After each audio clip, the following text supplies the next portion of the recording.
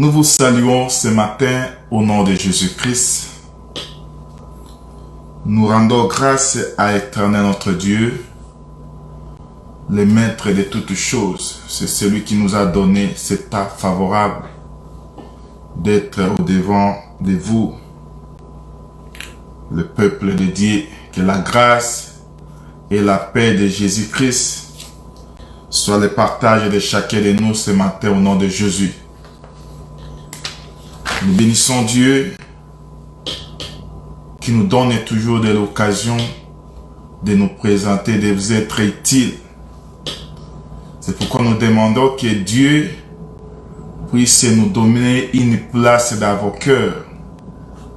Parce que trouver une place dans le cœur d'une personne, cela ne dépend pas de l'homme, mais ça dépend de l'Éternel Dieu lui-même. Parce que c'est lui qui donne l'occasion à laquelle vous puissiez nous saisir. Aujourd'hui, nous allons introduire un nouveau thème qui nous parle de Genèse chapitre 16 verset 13. Ici, nous voyons Agar, qui est la servante de Sarah, qui a quitté la maison d'Abraham pour fuir devant sa maîtresse Sarah. Mais tu vas comprendre que dans sa fuite, il racontera l'âge de l'Éternel. Shalom ma soeur, Angèle, que Dieu vous bénisse. Il fouilla la face de sa maîtresse, mais il racontera l'âge de l'Éternel. Et elle s'exclama, il dit, qu'à l'âge de l'Éternel lui parla du haut des cieux. Il dit, et j'ai vu, et j'ai rien vu ici, après qu'il m'a vu. C'est ça le sujet que nous allons commencer aujourd'hui et nous allons parcourir. Et de là, nous avons son sous-thème qui est la préscience de Dieu. La préscience de Dieu, l'élection de Dieu, l'approche avec Dieu. Et cela, ça va nous donner un moment à laquelle nous pouvons un peu parcourir. Mais néanmoins, avant que nous nous introduisions, on voulait un peu faire recours, une rétrospective sur ce que nous avons parlé de la prééminence. Quoique c'était un grand sujet qu'on ne pouvait pas le terminer. Et il y a toujours des hommes de Dieu qui vont continuer avec ça. Parce que Dieu a donné les dons aux hommes et il doit continuer avec ça. Mais nous allons prendre encore notre parcours qui va nous parler d'une orientation à laquelle le Seigneur nous a mis à cœur. Tu vas comprendre que Joseph qui était dans la maison de son père, qui a quitté la maison de son père, Joseph qui était le bien-aimé, qui était tout de Dieu, tout de Père Jacob, mais il a quitté la maison. Joseph qui était dans un lieu élevé, mais il est descendu pour aller voir ses frères. C'est de là où on a vendu Joseph. Mais Joseph étant comme les distributeurs de paix, il s'est retrouvé en Égypte en train de distribuer les paix aux Égyptiens d'abord. Et c'est le même comme qu'il a commencé à distribuer les paix chez les Égyptiens. Et il a distribué les mêmes paix aussi chez les Israélites, à la maison de son père. Or, la maison de son père, c'est Israël. Mais les Égyptiens, c'est nous, pour nous les nations. Joseph, quand il est descendu, on n'a pas trouvé un autre qui était digne de recevoir cette gloire, de recevoir cette place, afin qu'il puisse distribuer les paix. Pharaon lui a donné l'occasion à laquelle lui puisse devenir la première des personnes qui va distribuer les paix en Égypte. Mais tu vas comprendre que Joseph, il a naquit deux enfants, Ephraïm et Manassé. Et c'est de là que nous allons tirer que Joseph, qui est le premier fils de Jacob, le premier chiffre de Rachel, il est le 11e de Jacob. Mais Joseph, quand il est sorti avec tout du père. Et de là, le père, quand il s'est retrouvé en Égypte, parce que le père disait, je descendrai dans le séjour des morts. C'est pour dire que l'Égypte était le séjour des morts. à laquelle Jacob disait, je descendrai vivant dans les séjours de vous rencontrer mon fils. Et là, il a rencontré Jacob, il a rencontré Joseph. Joseph a rendu tout. Comme il est le premier de Rachel, dans Joseph devait toujours sortir le premier. Nous sommes partis voir que Manassé était le premier. C'est l'Exode chapitre 4. Manassé était le premier-né de Dieu. Parce qu'il a dit à Moïse, à Pharaon, laisse partir mon fils, mon premier-né. Et nous avons aussi compris que Ephraïm aussi était le premier-né. Quand Israël avait abandonné Dieu, Dieu les a abandonnés. C'est le Jérémie chapitre 31. Dieu les a abandonnés. Et quand Israël est en train d'abandonner Dieu, c'est le moment dans lequel Dieu s'est choisi un peuple. Il a pris Ephraïm et il l'a mis à la place du premier-né. C'est-à-dire, il a les deux mains croisées de Jacob, parce que quand Jacob est en train de bénir les deux fils, il prend sa main droite et il pose sur Ephraïm, et sa main gauche, il pose sur Manassé. C'est-à-dire, il a pris sa puissance, son autorité. Il a donné à Ephraïm. Et Ephraïm a pris la place du premier-né. C'est pour là que nous allons parler de tout ça. Comme que Joseph était le premier-né, nous sommes allés directement à Chronique chapitre 5. À partir du verset 1er, on a vu comment la prééminence était donnée à Joseph. Parce que le premier-né qui est Ruben a failli à ses obligations. Or, Ruben, qui a souillé la couche de son père, parlait toujours de Jésus. Le premier-né ici, c'est Jésus. Et Jésus qui est Alpha et Oméga, et ça nous a amené dans beaucoup de choses. Et nous avons parlé pendant un temps jusqu'à sa 14e séquence pour parler seulement de la prééminence. Et ça nous a amené dans beaucoup de choses. Joseph qui devait recevoir tout de père, il est devenu la cime et le sommet de la montagne. Joseph qui est le tout, celui qui est élevé au-dessus de tout.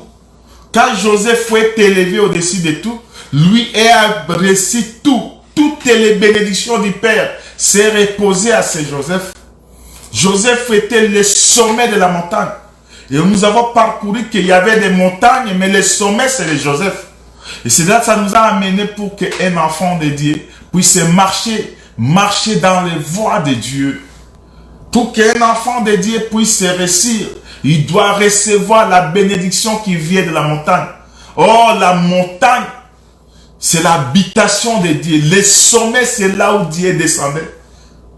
Moïse est monté dans le sommet de la montagne. C'est de là où Dieu l'a fait entrer au ciel pour voir tout ce qui était du ciel et rapporter du ciel vers la terre. Et nous avons compris que le sommet de la montagne, parce que la Bible dit dans Zacharie chapitre 3 verset 8 que Dieu utilise des hommes comme des signes. Le vrai Joseph par excellence, c'est le Seigneur Jésus-Christ qui a pris tout, qui a reçu tout du Père. C'est pourquoi dans la montagne, c'est le Matthieu 17. Dieu est descendu pour dire que celui-ci est mon fils à qui j'ai mis tout. C'est-à-dire tout du Père s'est reposé à Joseph. Tout du Père s'est reposé à Jésus-Christ. Si vous voulez tirer une bénédiction, si vous voulez avoir la bénédiction, frère, il n'y a que seulement une seule personne qui donne la bénédiction parce qu'il a reçu le nom qui est au-dessus de tout nom. Parce que c'est lui qui connaît les songes et qui connaît même l'interprétation des songes. C'est pourquoi, quand Nabucodonosor a un songe, il dit, les astrologues et tout ce monde-là sont venus dire, donnez-nous les songes pour que nous donnions l'explication. Mais le roi Nabucodonosor a dit que je ne connais ni les songes ni son explication. Donnez-nous les songes et son explication. Et cette révélation s'est révélée à un homme de la tribu de Juda qui est appelé Daniel. Daniel a reçu la connaissance de tout pour parler du songe et de son explication. C'est pour dire que pour bien comprendre ces choses, le vrai premier-né, c'est Jésus-Christ. Quand lui est venu, il a donné tout. C'est pourquoi quand il y a la guerre avec les Amalek, la victoire ne peut pas venir de la terre. La victoire doit sortir du sommet de la montagne. Or, le sommet de la montagne, c'est un homme. C'est le Seigneur Jésus-Christ. Et nous, si nous avons la victoire aujourd'hui, c'est parce que nous l'avons réussi du sommet de la montagne. Il y a un homme qui est descendu de la montagne, et quand il est descendu avec toutes les puissances. Et quand lui descend, frère, il doit écraser ses ennemis. Il doit écraser tous ses ennemis. C'est pourquoi celui à laquelle il devait recevoir gloire, puissance et honneur, c'est le Seigneur Jésus-Christ. Et comme qu'il est descendu, il est sorti, frère. C'est le même qui est descendu, qui est remonté. Quand il est remonté avec tout. Ceux qui étaient esclaves, il les rendit pire pour qu'aujourd'hui nous puissions devenir enfants de Dieu. Frère, nous te demandons que toi tu puisses être là, ensemble avec nous, pour que nous puissions partager. C'était ça que nous avons parlé pendant tout ce temps. Et Dieu était ensemble, Dieu était au contrôle avec nous. Aujourd'hui, nous voulions prendre un autre sujet et qui va nous amener à faire d'expliquer un peu sur Agar. Tu vas comprendre que Agar, c'était l'esclave d'Abraham, l'esclave de Sarai. Sarai a reçu Agar au pays de l'Égypte. Mais Agar, quand il a reçu la semence, il a commencé à s'enorgueillir. Il a fui la face de sa maîtresse. Mais tu vas comprendre que quand Agar est en train de fuir, sa maîtresse qui racontera l'âge de l'Éternel. L'âge de l'Éternel lui expliqua.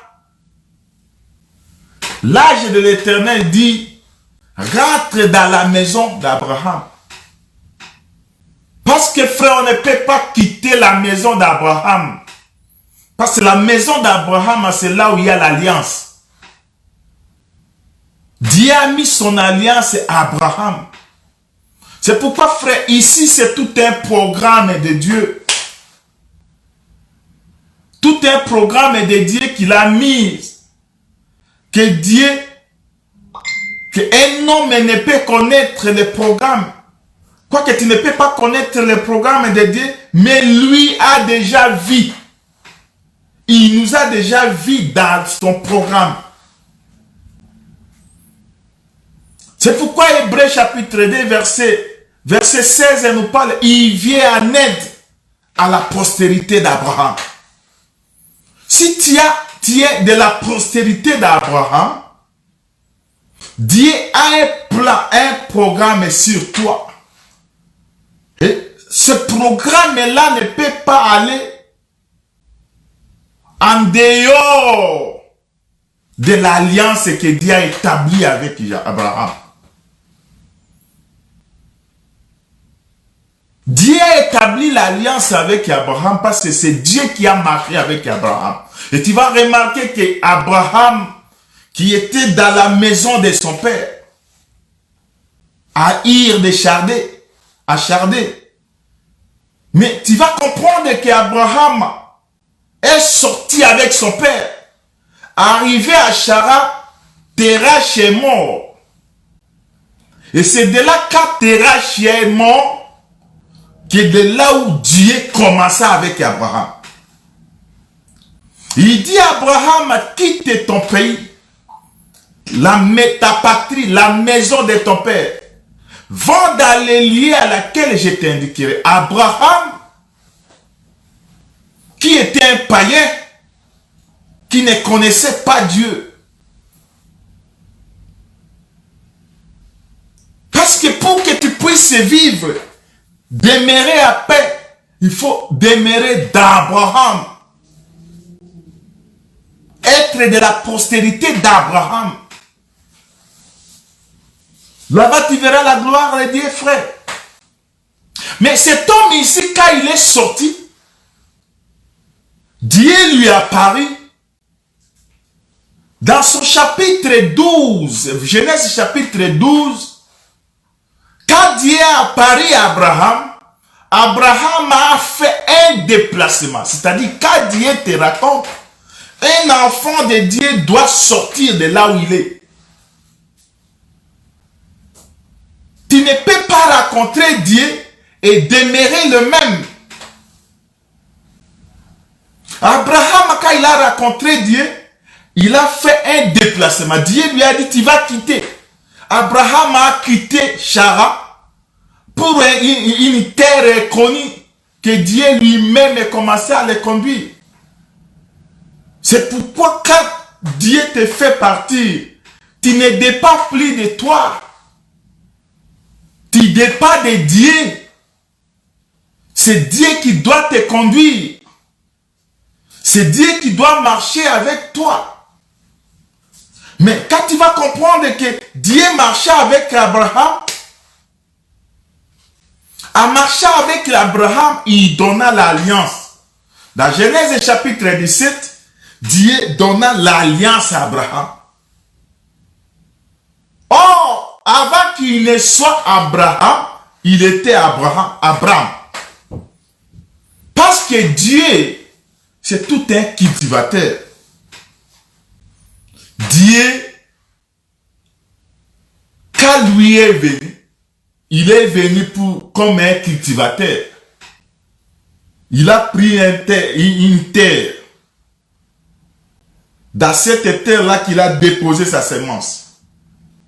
Mais le premier, celui qui a reçu cette semence, a failli dans ses obligations. Dieu a envoyé le déluge. Il a fait passer la première terre. Mais Dieu, après le déluge, Dieu comme le roi, Dieu comme un cultivateur, il avait la semence avec lui dans sa main. Il cherchait une terre à laquelle il doit déposer sa semence. En cherchant une terre, il n'a pas trouvé la terre. Il va jusqu'en Égypte. Et c'est de là où il racontera Moïse. Moïse, c'était une terre. Cette terre qui était retirée des eaux. Dans Exode 2, chapitre 10, la fille de Salomon, la fille de Pharaon qui dit, son nom est Moïse. Pourquoi? Parce que je le retirai des eaux. Et c'est Moïse qui est une terre. Quand il était retiré des eaux, Dieu doit prendre sa semence. Il doit s'aimer sur cette terre. Or, la semence de Dieu, c'est Abraham, Isaac et Jacob. Je suis dans Matthieu chapitre 13. Or, Abraham, c'est le chiffre 100. Isaac, c'est le chiffre 60. Et Jacob, c'est le chiffre 30. Nous allons en expliquer ça un jour. C'était la semence qui a produit. Mais tu vas remarquer que cette semence-là puisse se produire. Dieu doit s'aimer ça sur une terre. Or, la terre que Dieu avait sémée, c'est Moïse. Il prend la semence, il met dans Moïse. Et la semence est morte à travers Moïse. C'est le ministère de la mort. La semence est morte. Mais en Jésus-Christ, que cette semence-là doit sortir à la résurrection de Jésus, que la semence est sortie. C'est pourquoi quand je lis 1 Corinthiens chapitre 15, 1 Corinthiens chapitre 15,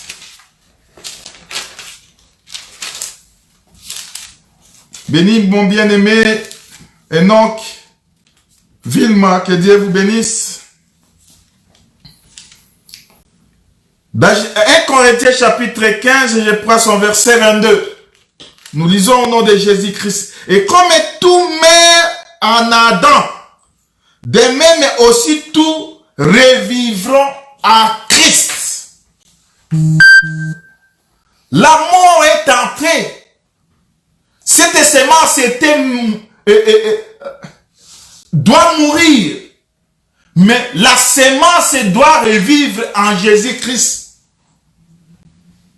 Cette semence-là doit revivre. C'est pourquoi dans Jean chapitre 11, Jean chapitre 11, quand Jésus est venu voir, il est venu voir son ami Lazare qui était mort. Jésus qui parle à Marthe, il dit, je suis dans le verset 25. Jésus lui dit, je suis la résurrection et la vie.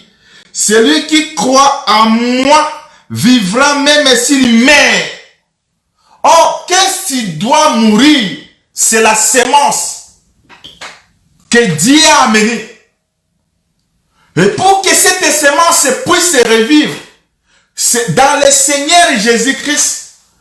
C'est pour dire que cette sémence qui doit revivre, Jésus-Christ donne sa vie. Quand tu es ressuscité à Jésus-Christ, tu es automatiquement fils d'Abraham.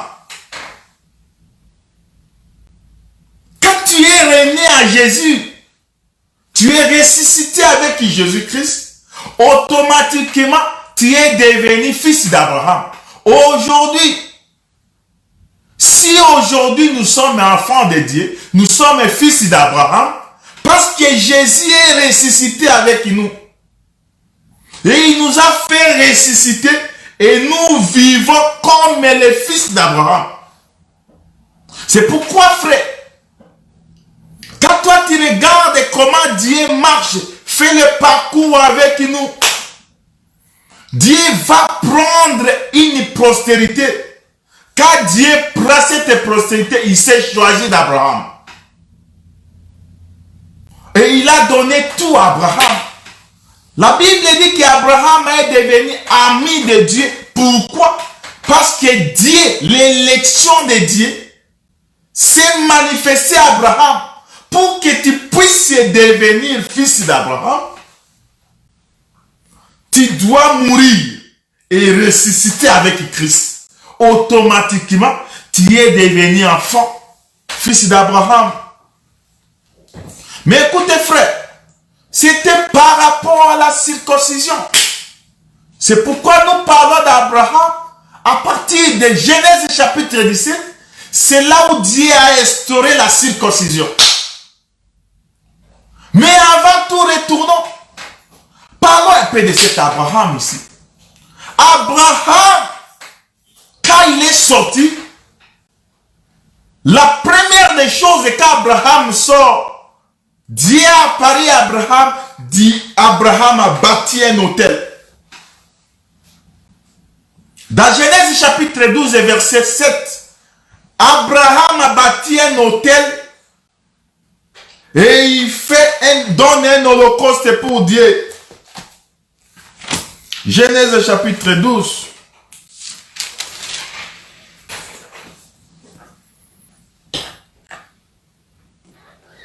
Je prends le verset 7. L'Éternel apparut à Abraham et dit, je donnerai ce pays à ta postérité. Et Abraham a bâti là un hôtel à l'Éternel qui lui était apparu.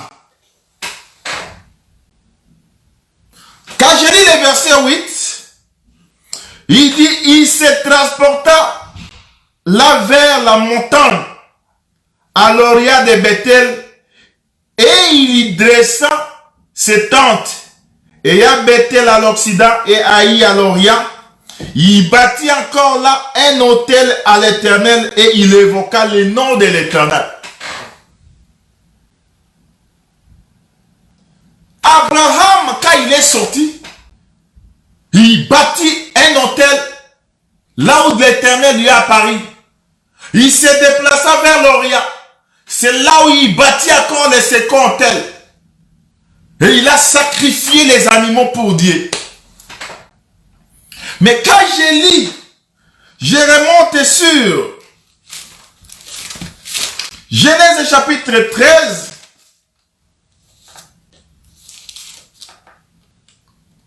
Dans son verset 18, la Bible dit, Abraham leva ses tentes et habita parmi les chênes de Mamré, qui sont près d'Hébreu, et il y bâtit là un autel à l'Éternel. Mais tu vas comprendre que quand l'Éternel a apparu à Abraham, Abraham avait 75 ans d'âge. Et Abraham, Dieu marchait avec lui. Quand Dieu marchait avec Abraham,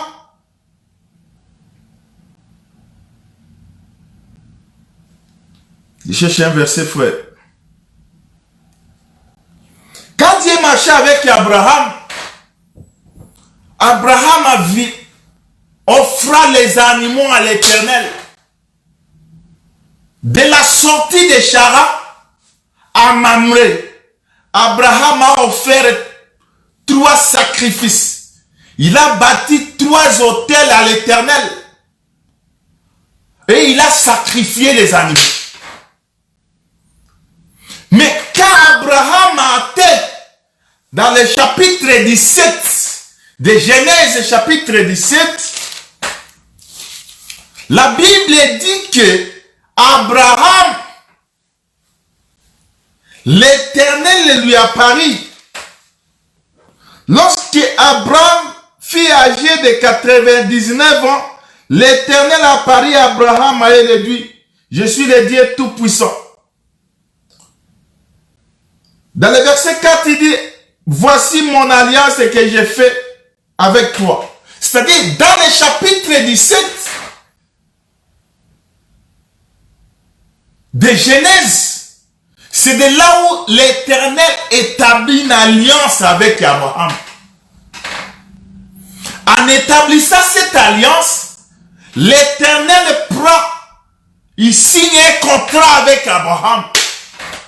En signant le contrat, établissant cette alliance, l'Éternel changea le nom.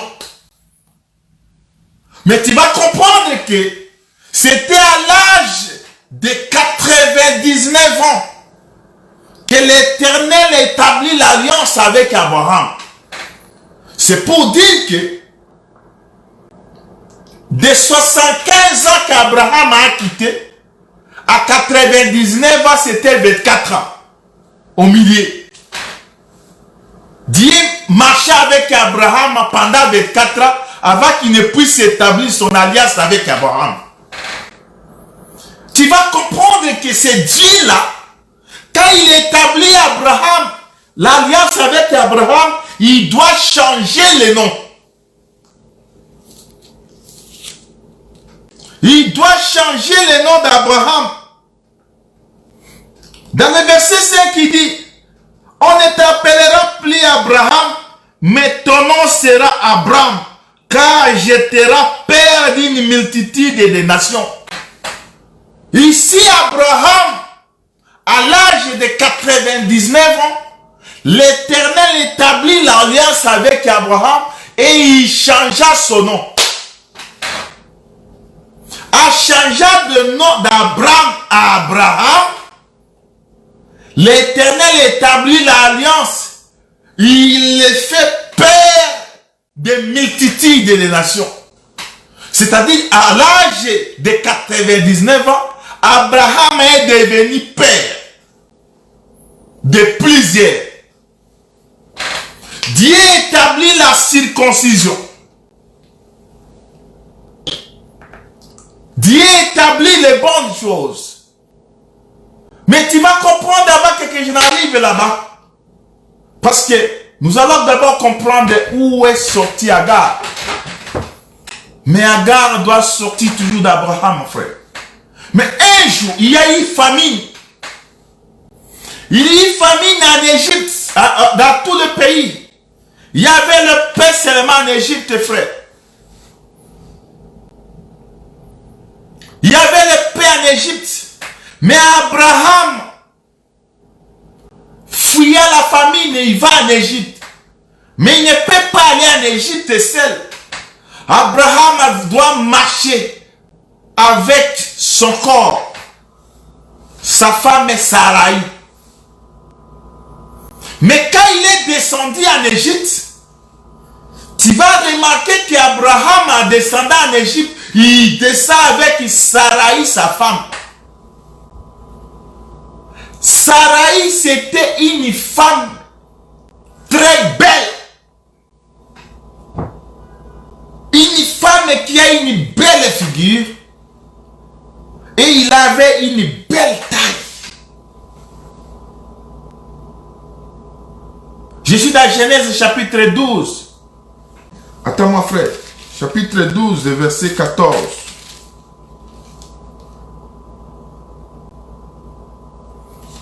Verset 14. Chapitre 12, verset 14. Tu vas comprendre qu'Abraham, sa femme était très belle. De figure et de taille. Quand cette femme passe au devant de toi, frère,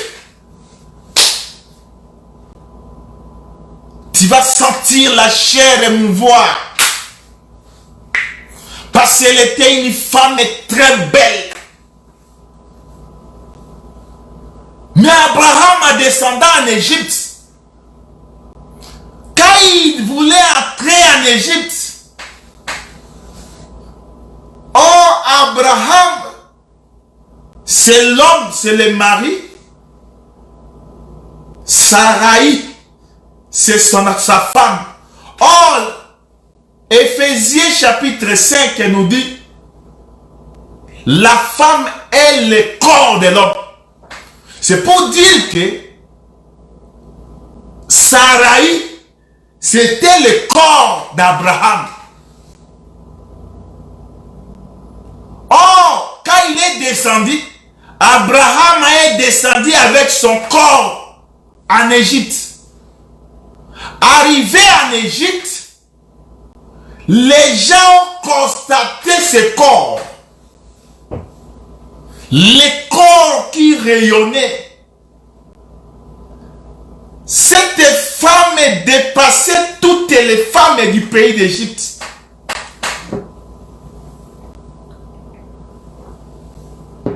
Quand les Égyptiens regardaient cette femme, ils n'ont jamais vu une telle beauté dans le monde. Et ils étaient frappés par la beauté de Sarai. Tous les Égyptiens sautèrent pour rencontrer cette femme. Ils voyaient à cette femme une beauté extraordinaire. Ils rapportèrent ça au roi Pharaon. Que même s'il y a des femmes dans le monde, il n'y a pas de femmes, il n'y a pas une femme qu'on peut comparer à Sarah, à Sarai. Or, avant que Joseph, Moïse et Abraham ne puissent entrer en Égypte, il doit négocier avec son corps. Que quand nous descendons en Égypte, toi, tu seras mon corps. Toi, tu seras livré. Or, cette beauté, c'est tout un corps. Le corps de l'homme. Mais quand Abraham arriva en Égypte, il dit que cette femme-là, elle est sa sœur. Cette femme-là, elle est sa sœur. Et Pharaon le prend et l'amène dans la maison. Et Pharaon coucha avec cette femme. L'entrée de cette femme qui est le corps. Oh, nous avons dit, frère, Que Dieu se serve des hommes comme des signes. Le corps ici de Saraï, c'était le corps d'Abraham. Or, Abraham n'est pas touché, mais c'est son corps qui est touché. Abraham ici, c'est le type de Christ. Mais c'est le corps, son corps ici qui fut touché, qui a porté toutes les malédictions. L'entrée des fils, l'entrée de Saraï dans la maison de Pharaon, c'est la mort de ce corps physique. Le corps a porté tous les démons du monde. Se sont abattus sur ce corps. La maladie, la misère, la malédiction, la stérilité, la souffrance, le chômage, le plaie, toutes sortes de péchés se sont abattus sur ce corps. Et tu vas comprendre quand il est entré, parce que l'âme de Sarah, c'était Abraham. Tu vas comprendre, frère. Ça va nous amener même à expliquer un peu sur David. Dans 1 Samuel chapitre 18, tu vas voir que c'est David quand il a réussi à écrouler Goliath. Quand il a écroulé Goliath, la Bible dit que tout Israël qui était affaibli, Israël qui ne pouvait pas, Israël qui était affaibli, Israël qui était devenu faible. Je suis dans 1 Samuel chapitre 18. Mais quand David, qui était dans la maison de père, il est descendu, il s'est bâti, il a bâti Goliath, il a anéanti la force de Goliath. C'était dans la vallée de Térébeth. C'est là où il y avait la guerre. C'est là où Jésus, c'est là où David qui est sorti de la maison du père et qui est sorti du très tôt matin. Quand il lui est descendu, c'était dans la vallée de Térébeth qu'il a rencontré un homme. Et c'est là où il a anéanti toute cette force qui dominait sur Israël. Il y avait tout un pouvoir qui dominait sur Israël. Mais il y a seulement un homme, quand il est descendu, il a anéanti cette force, frère. Israël est devenu vainqueur. Mais la Bible dit que Jonathan aima David comme son propre corps.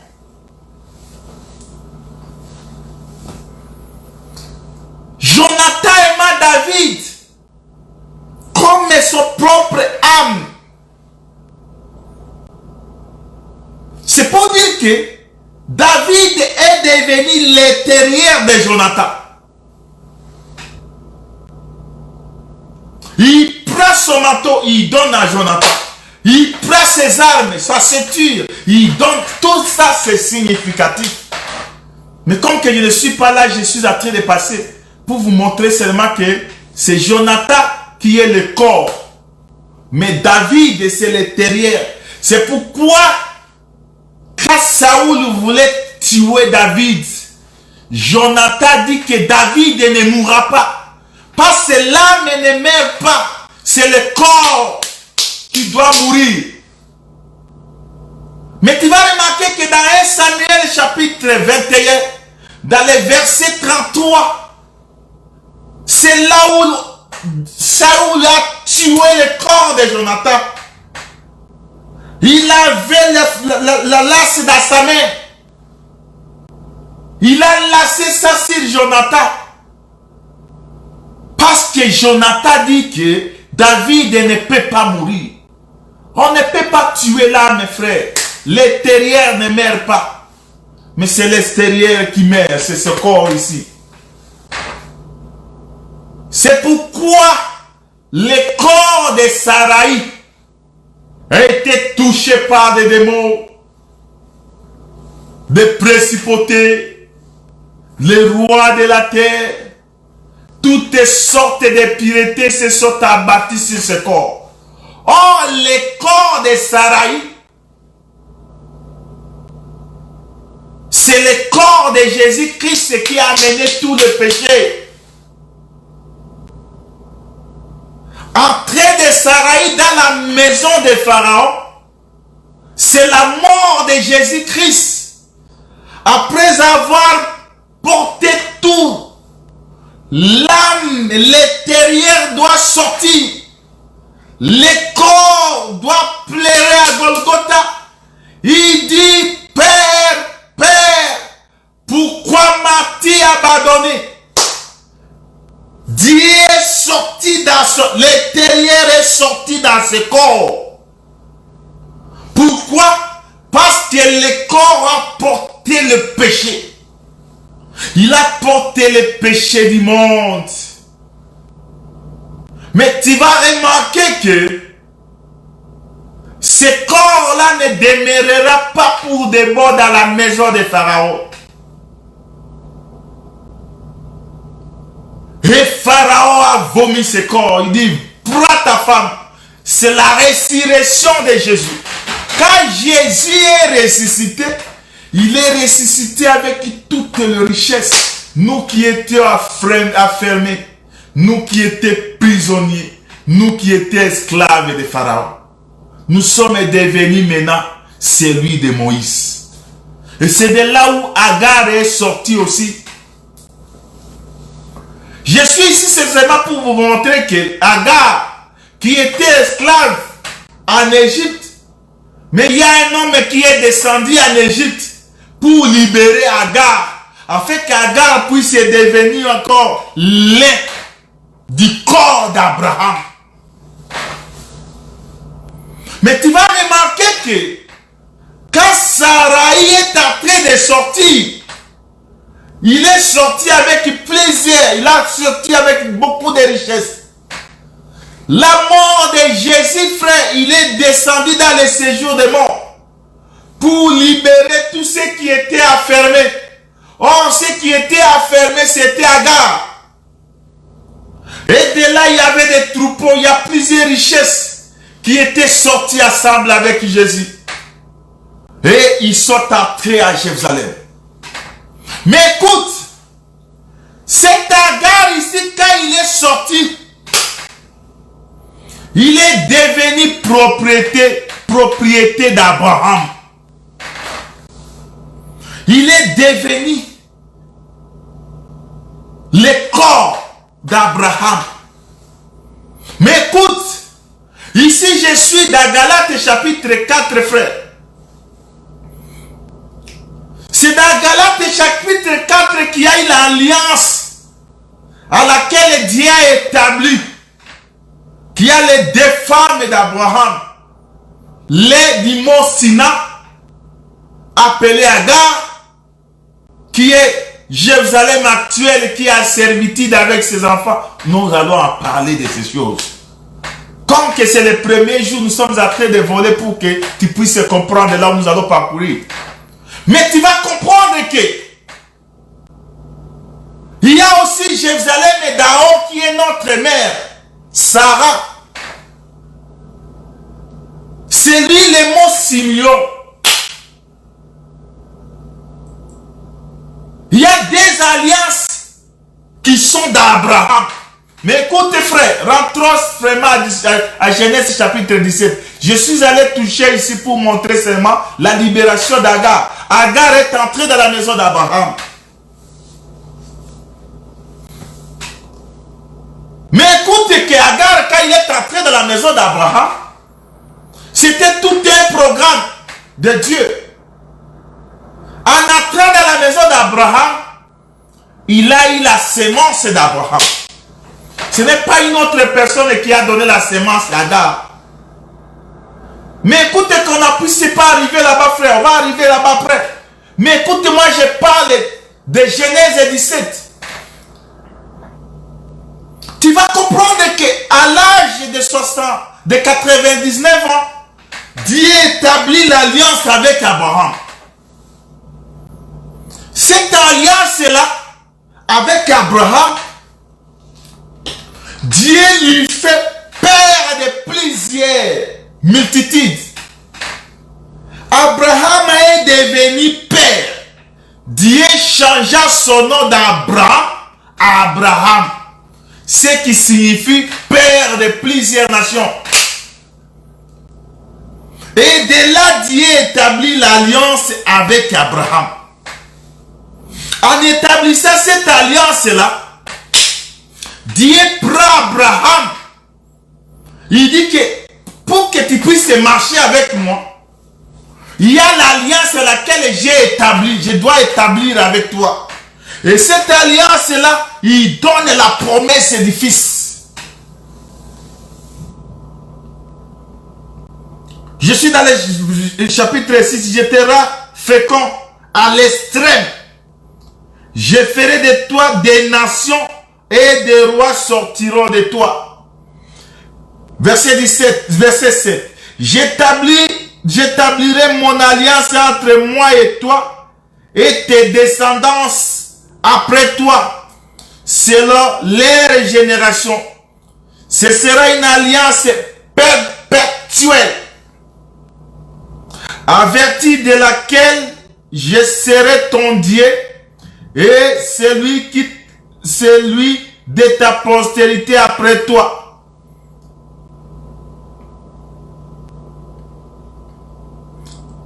Verset 9, la Bible dit que toi, Dieu dit à Abraham, toi, tu garderas mon alliance, toi et tes descendants après toi, selon leur génération.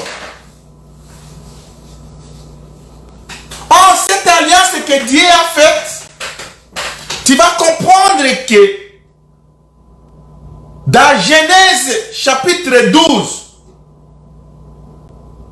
son verset 7 et 8, Abraham offra à l'Éternel offrande.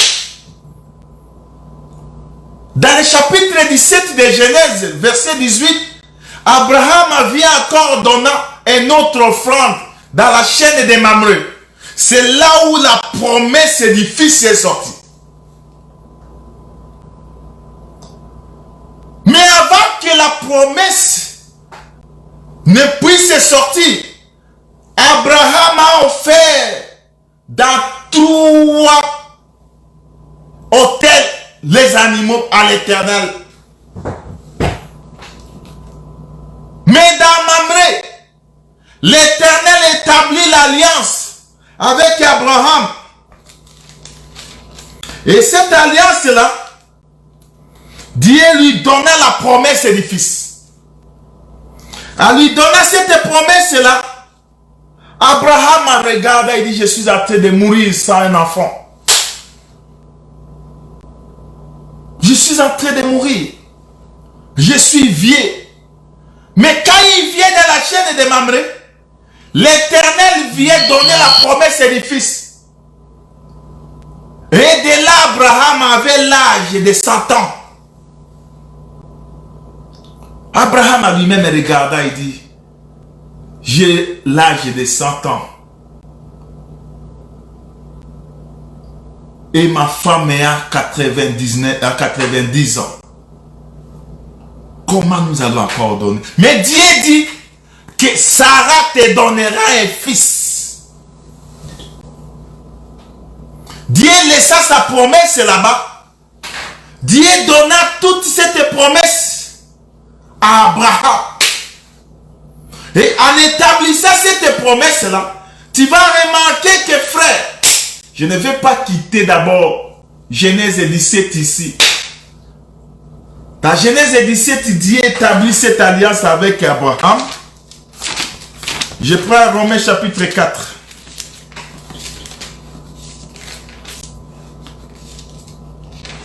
Romains chapitre 4. Je prends le verset 9, frère.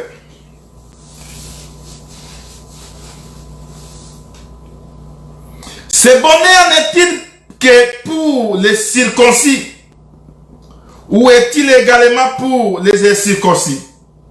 Car nous disons que la foi fut imputée en justice à Abraham. Quand donc lui fut-elle imputée? Est-ce après ou avant la circoncision? Cette promesse-là fut imputée à Abraham. C'était après ou avant la circoncision?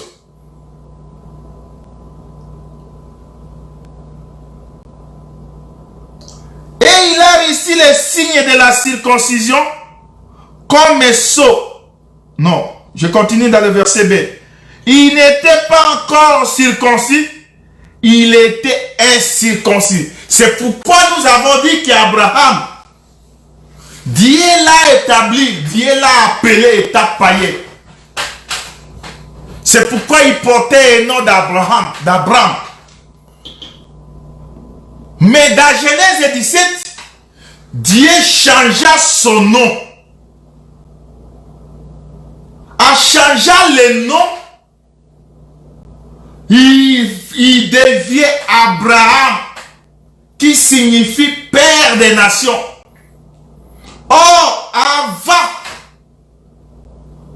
depuis l'âge de 75 ans, à l'âge de 99 ans, nous avons dit qu'il y avait écart de 24 ans. Or, les chiffres 24, c'est le chiffre des fondements. Nous voyons ici, il y a deux fondements. C'est pourquoi Paul est en train de regarder. Il dit que le bonheur n'est-il que pour les circoncis? Ou est-il également pour les incirconcis? C'est-à-dire qu'Abraham, avant la circoncision, Dieu lui a parlé. Et après la circoncision, Dieu continue à parler avec Abraham. Mais tu vas remarquer une chose. Que Abraham, il a reçu un sceau.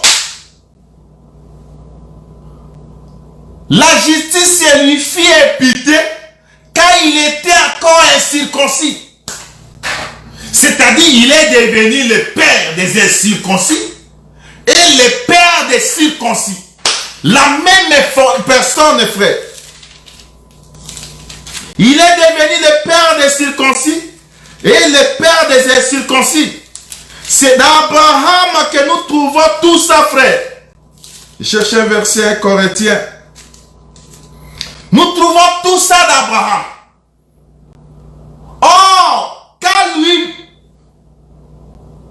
bâtit un hôtel, l'hôtel, frère, a un fondement. Le fondement qui est basé à 12 pierres. Abraham a bâti l'hôtel de 12 pierres pour les incirconcis. Il est venu encore bâtir un fondement de 12 pierres pour les circoncis. C'est pour dire que c'est pourquoi Paul est en train de nous parler. Dans toujours Romains chapitre 15 verset 20, il dit: et je me suis fait honneur d'annoncer l'évangile là où Christ n'avait point été nommé, afin de ne pas bâtir sur un fondement d'autrui, selon qu'il est écrit: ceux à qui il n'avait point été annoncé verront, et ceux qui n'en avaient point attendu comprendront. C'est-à-dire ici, les fondements étaient bâtis pour Israël. Les fondements doivent être bâtis aussi pour les nations. Mais néanmoins, ça doit commencer par nous les nations.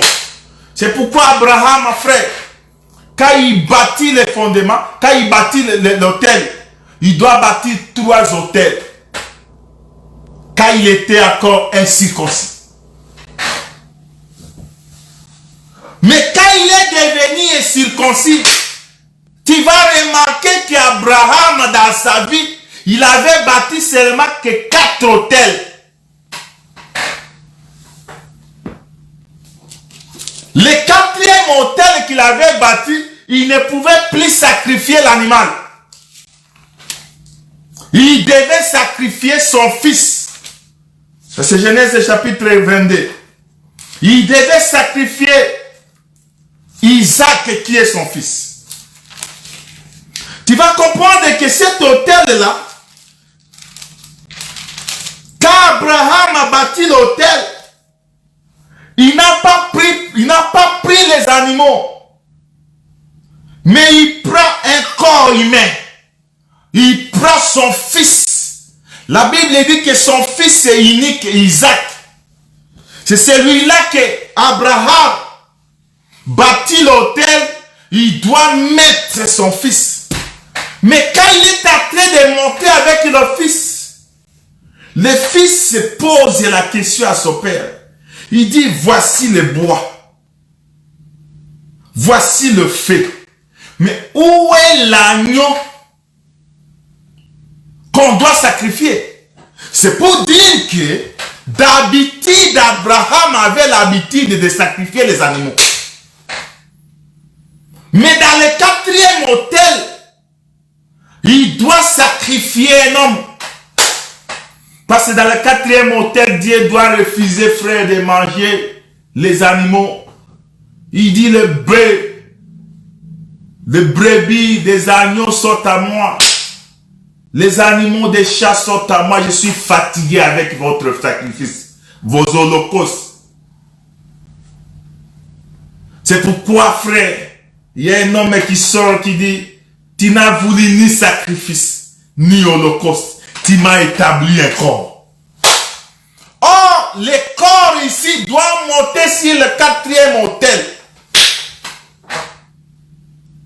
Le 4e autel d'Abraham, il doit prendre son propre fils.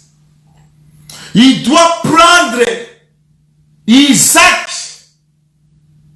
Il le met dans l'autel. Je te dis que ce jour-là, frère, Abraham avait sacrifié son fils. C'est pour dire que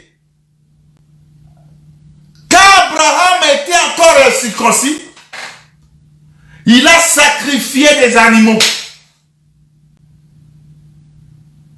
Or, quand je parle des 3 autels avant d'Abraham, c'était quoi? C'était la loi, les prophètes et les psaumes qui sont venus avant, qui n'ont pas pu donner la joie à Dieu. Et Dieu s'est choisi un corps.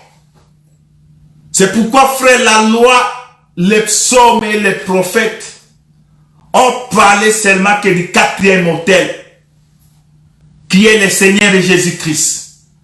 Quand lui vient, frère, il est devenu sacrifice plus excellent. Lui est devenu, frère, un vrai sacrifice qu'on a offert dans un autel. Quand Dieu s'attend l'odeur, il dit que c'est le vrai sacrifice que je voulais. Parce que frère, Dieu a refusé de manger la chair des animaux. Il voulait manger la chair humaine. Dieu voulait manger le corps d'un homme. Autrement, Dieu est devenu un cannibale. Écoutez mon langage. Je ne parle pas selon tes pensées. Tu vas me poser la question, comment Dieu est devenu cannibale? Mais tu vas comprendre que Dieu, il n'a pas pu vouloir manger encore des animaux. Tu n'as voulu ni sacrifice, ni offrande, ni holocauste. Tu m'as fait un corps. Quand Dieu a fait Jésus un corps, c'est pour que Dieu puisse manger Jésus. Et Dieu est venu là manger Jésus. Et il s'est réjoui, frère. Écoute, les trois autels ici parlaient seulement de la loi, parlaient de Moïse, frère. C'est pourquoi dans Luc chapitre 24, la Bible dit qu'il a expliqué, il a touché depuis Genèse. Il a expliqué les prophètes. Il a expliqué les psaumes. Il a expliqué la loi. Les gens ne pouvaient pas les comprendre. Or, la loi, les prophètes et les psaumes sont venus seulement pour expliquer le quatrième autel qui est le Seigneur Jésus-Christ. L'autel qui était agréé, frère. L'autel qui était agréé par Dieu, c'est le Seigneur Jésus-Christ.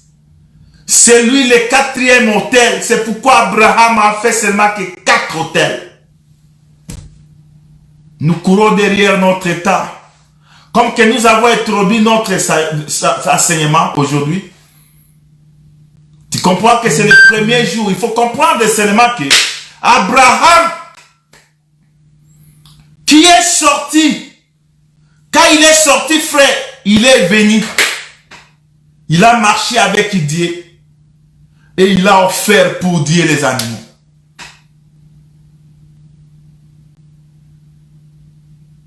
Mais dans le quatrième autel, il a offert son fils, son unique frère. Mais quand les disciples écoutaient dans Luc chapitre 24, il dit, nos cœurs ne bougeaient même pas. Quand il nous expliquait les Écritures. Nos cœurs ne bouillonnaient pas. Quand il nous expliquait les Écritures. Il a pris sa face, frère, la main, il a caché. Il a fermé la face de ces gens-là. Il a fermé le cœur. Mais il y a un jour, frère, ce peuple va découvrir qu'il est ressuscité. Et de là, il dira à Thomas, Thomas vient. Parce que Thomas dit, aujourd'hui, il dit, il faut que je mette mes doigts dans ses plaies. Et c'est de là où je croirai. Et quand lui viendra, frère, il appellera Thomas, Thomas vient. Viens mettre tes doigts dans mes plaies. Et c'est de là Thomas se dira, mon Seigneur et mon Dieu. Aujourd'hui, frère, Abraham, comme père, Abraham, le père des incirconcis, nous les enfants, nous qui sommes enfants de Dieu, aujourd'hui, frère, et Israël qui est en race, va aussi écouter. Je rentre toujours dans Romains chapitre 4 pour qu'on puisse clôturer notre enseignement. Il dit ceci, frère. Je suis dans le verset 20.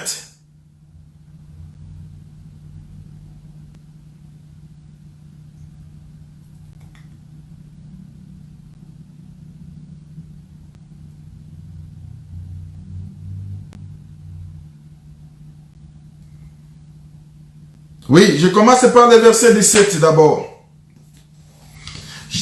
Je t'ai établi père d'un grand nombre de nations. Il est notre père devant celui auquel il a crié. Dieu qui donne la vie aux morts et qui appelle les choses qui ne sont point comme s'il était, et les étaient. Espérant comme toute espérance, il crie et devait ainsi le père des grands nombres de nations selon ce qui lui avait été dit. Telle sera ta postérité. Oh, la postérité d'Abraham, c'est nous les incirconcis. Il est devenu le père de ces circoncis. Et il est devenu le père des circoncis. C'est pourquoi Paul même nous dit, Il dit, ce bonheur n'est-il que pour les circoncis? Le bonheur que nous recevons aujourd'hui, c'est seulement pour les circoncis. La Bible dit dans verset 2, chapitre 4, verset 2 de Romains, il dit, si Abraham a été justifié par les œuvres, il a sujet de se glorifier maintenant devant Dieu. Car que dit l'Écriture, Abraham a crié à Dieu et cela lui fit imputer en justice. Mais il y a un verset que je cherche là. Oui. Le verset 11 à 12. Et il y récit les signes de la circoncision comme un sceau de la justice qu'il avait obtenu par la foi quand il était incirconcis, afin d'être le père de tous les incirconcis. Abraham a été le père de tous les incirconcis. Et c'est de là qu'il a fondé un fondement qui est de 12 pierres.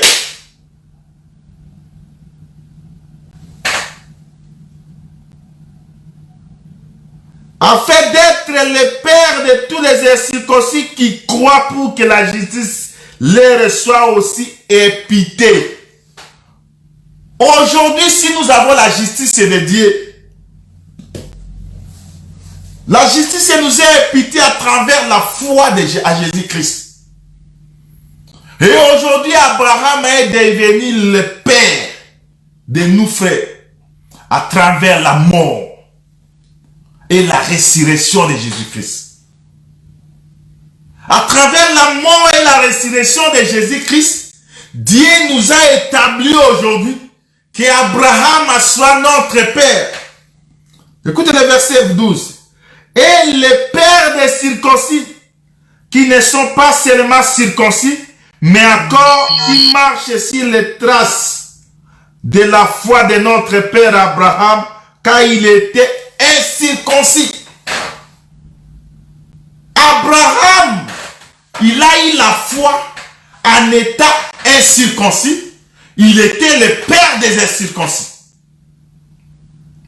C'est pourquoi cette alliance que Dieu a établie à Abraham pour le faire le père de toutes les nations. Or, les nations ici, frères, ont des fondements. Or, les fondements se reposent sur les 12 pierres. 12 pierres pour les incirconcis qui sommes nous, les païens qui étaient des païens. Et 12 pierres doivent être fondées sur Israël qui est le peuple de Dieu.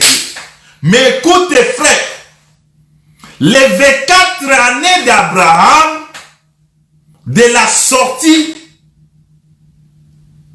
et dans la chaîne de Mamré, quand il a atteint l'âge de 99 ans, l'intervalle était de 24 ans. Et c'est de là où il est devenu le père des circoncis et le père des incirconcis. Ce que tu dois retenir aujourd'hui, que Abraham, qui a reçu l'alliance, cette alliance-là lui a établi le père, il lui a fait devenir le père. Dieu a changé son nom. Abraham est devenu notre père. Nous qui n'avions pas part à ces choses. La chose était pour Israël. Mais Dieu nous a établi d'abord nous les incirconcis, afin de devenir enfants d'Abraham. Et Israël les circoncis devenir enfants d'Abraham. C'est pourquoi Paul, frère, qui était toujours sorti d'Abraham, il était le dispensateur des païens.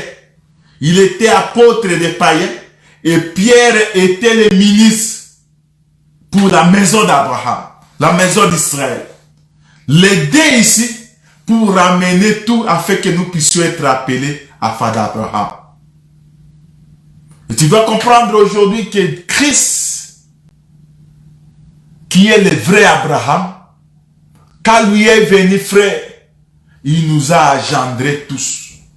Aujourd'hui, nous sommes engendrés, nous sommes sortis aujourd'hui.